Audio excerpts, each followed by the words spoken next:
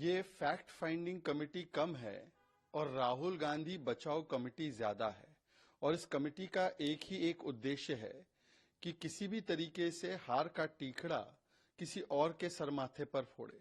जब से भारत जोड़ो यात्रा उन्होंने प्रारंभ की राहुल गांधी ने, तो 11 चुनाव वो हारे हैं और मात्र 2 या 3 चुनाव बैसाखियों के साथ जीते हैं।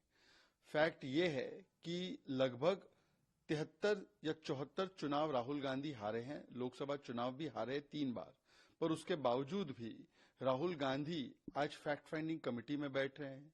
केसी वेणुगोपाल जी, जिनके टिकट डिस्ट्रीब्यूशन पर कई प्रकार के आरोप लगे हैं, वो भी फैक्ट फाइंडिंग कमेटी में बैठ रहे हैं। और सभी लोग मिलकर एक दलित नेत्री कुमारी शैलजा पर पूरे के पूरा हार का ठीकरा फोड़ने का प्रयास कर रहे हैं। कल जो मीटिंग हुई उसमें कुमारी शैलजा जी को बुलाया तक नहीं गया।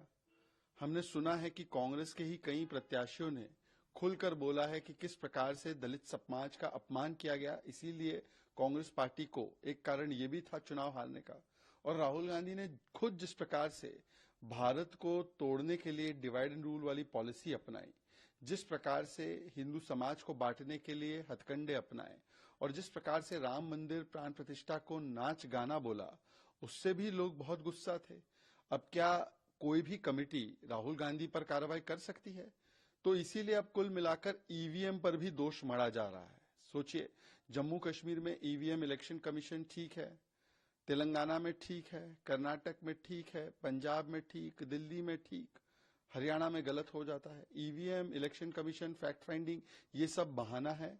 राहुल गांधी को हार से बचाना है, इसीलिए कभी इलेक्ट्रॉनिक वोटिंग मशीन पर, कभी कुमारी शैलजा पर निशाना है।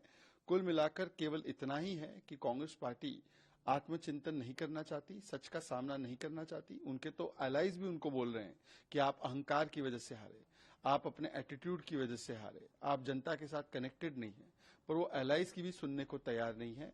और कांग्रेस पार्टी को केवल इतना कहना चाहूंगा कि ताउम्र कांग्रेस यही करती रही, धूल चेहरे पर थी, कांग्रेस आईना साफ करती रही।